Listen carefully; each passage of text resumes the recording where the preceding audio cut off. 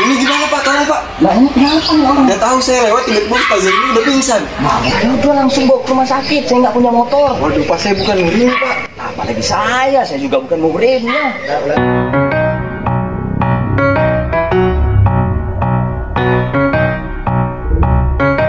Bikin murim, langsung aja bawa ke rumah sakit. Buru mati nih orang.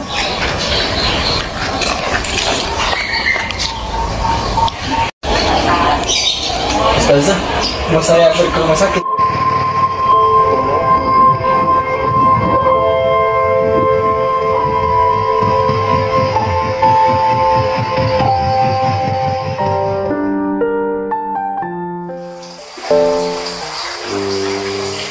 Kenapa aku selalu teringat dengan ustazah itu ya?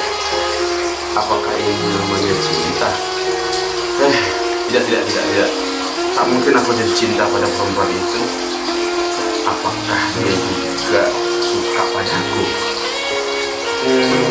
Tapi aku akan coba kirim surat padanya, menyatakan perasaanku ini dan menanyakan langsung tanggapannya terhadapku. Oke, baik. Bismillahirrahmanirrahim. Assalamualaikum warahmatullahi wabarakatuh. Salam ukhuwah ukhti rahmah. Maafkan atas kelancanganku, andai suratku ini mengganggu suasana hati dan pikiranku. Agar hati ini tidak selalu gundah dan ragu, maafkan kalau keterus-teranganku ini mengganggu kenyamanan dalam aktivitasku. Semenjak pertama melihat Ukti, aku langsung tertarik ingin mengenal Ukti lebih jauh lagi. Andai diizinkan, bolehkah saya berteman lebih dekat lagi dengan Ukti? Namun dengan batasan yang disyariatkan Allah Subhanahu wa Ta'ala. Demikian surat pertama ini aku persembahkan. Semoga Ukti berkenan memberi jawaban. Salam Syamsul.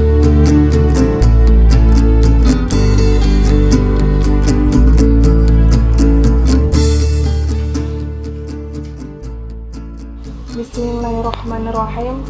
Waalaikumsalam warahmatullahi wabarakatuh. Salam ukhuwah kembali. Terima kasih atas kesudian dan keikhlasannya telah mengirim surat dan meluahkan perasaannya kepada saya. Akhi Syamsul yang baik, dengan nama Allah, saya terima salam ukhuwah Islamiyah dari akhi karena Allah. Namun, ada beberapa catatan kecil dariku untukmu. Semoga tidak menyinggung hati perasaanmu. Sebenarnya, aku juga mulai menyukai dirimu sejak melihat kebaikanmu mau membantu mengantarkan aku ke rumah sakit waktu itu. Namun, saran dan harapanku kalau ingin berteman dengan diriku, robahlah sedikit penampilan dan cara pandanganmu terhadap agama kita, agar hidup kita tidak terlalu kaku dan sempit. Berislamlah yang kafah, namun tidak membuat sekitar kita resah. Bukankah Islam itu agama yang rahmatan lil alamin? Berbusana dan bermuamalah dengan sewajarnya, dan jangan mudah memvonis orang lain yang belum tentu benar dan salahnya. Andai akhi bersedia, insya Allah aku siap menjadi teman barumu dan siap sama-sama belajar agama bersama dirimu. Rahmah.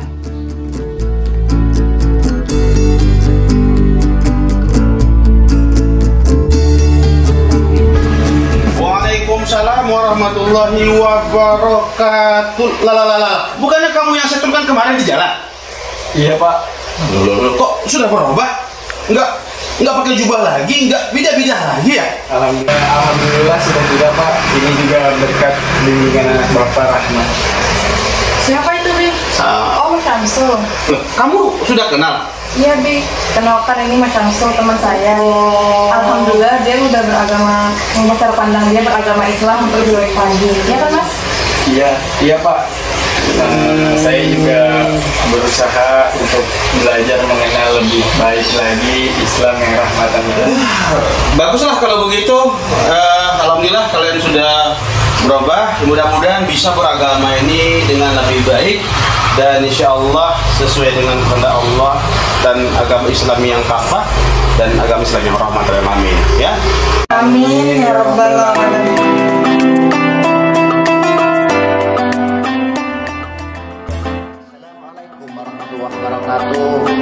Nahmaduhu wa nusalli wa nusallimu ala rasulihil karim wa ala alihi wa ashabihi ajmain, amma ba'd. Pemirsa dimanapun Anda berada yang dimuliakan Allah Subhanahu wa ta'ala, berkaitan dengan bid'ah ada satu kata kunci yang harus kita sepakati bersama, bahwa tidak semua perkara yang tidak dilakukan oleh Rasulullah adalah bid'ah. Pada kesempatan ini kita mencoba akan mengupas 4 hal seputar bid'ah. Yang pertama, pengertian bid'ah. Kemudian yang kedua, pendapat ulama tentang bid'ah. Kemudian yang ketiga, studi kasus. Dan yang keempat, bagaimana kita mensikapinya. Bid'ah secara lughatan atau secara etimologi adalah membuat sesuatu yang baru.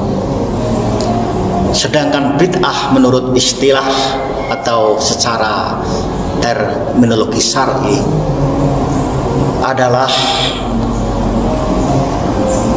suatu istilah untuk jalan agama yang dibuat-buat menyerupai syariat, yang dimaksudkan ketika menempuhnya adalah untuk berlebihan dalam beribadah kepada Allah.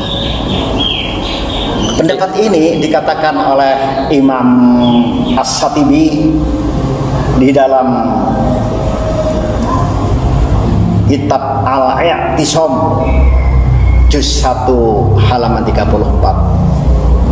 Beliau menyatakan bahwa yang namanya bid'ah adalah ibaratun an tariqatin fiddin muhtara'atin tudahi syar'iyyah yuqsadu bisuluki 'alaihal mubalaghah fit ta'abbudi lillahi subhanahu wa ta'ala.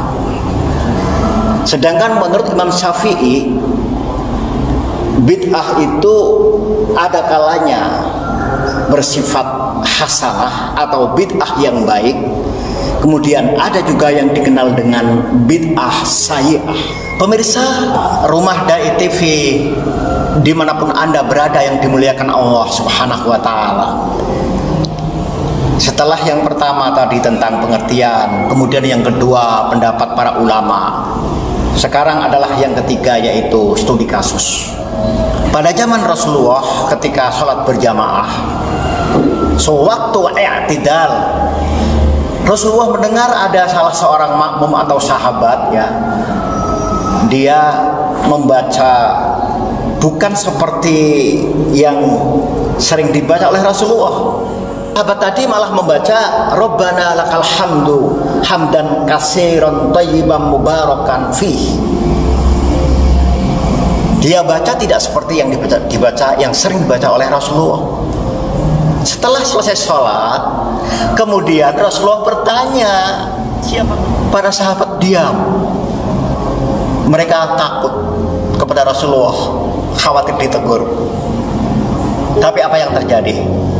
Rasulullah kemudian tersenyum seraya berkata, ketahuilah bahwa tadi ada 12 malaikat berebut mencatat kebaikan tersebut. Maka setelah itu sahabat yang merasa membaca, kemudian dia mengajukan diri, saya wahai Rasulullah. Ini kejadian disebut dengan bid'ah, sesuatu yang baru tetapi masuk dalam kategori bid'ah hasanah, sesuatu yang baru tetapi baik, dan itu direstui oleh Rasulullah.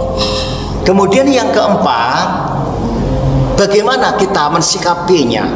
Kita perbanyak ilmu dan dalil, karena barang siapa beribadah tanpa disertai dengan ilmu, maka ibadahnya itu tertolak. Sebagaimana dikatakan dalam kitab Az-Zubab. Jadi apabila kita beramal tetapi tidak ada rujukannya, tidak ada dalilnya, maka ibadahnya itu tertolak. Selanjutnya kita bertanya kepada ulama, kepada orang yang punya ilmu. Fas'alu ahla dzikri in kuntum la ta'lamun. Kalau kita merasa sebagai orang awam, tidak tahu banyak ilmu pengetahuan, tidak ngerti ilmu agama, tidak tahu bagaimana cara beramal yang baik, maka bertanyalah kepada orang yang ngerti, kepada ulama.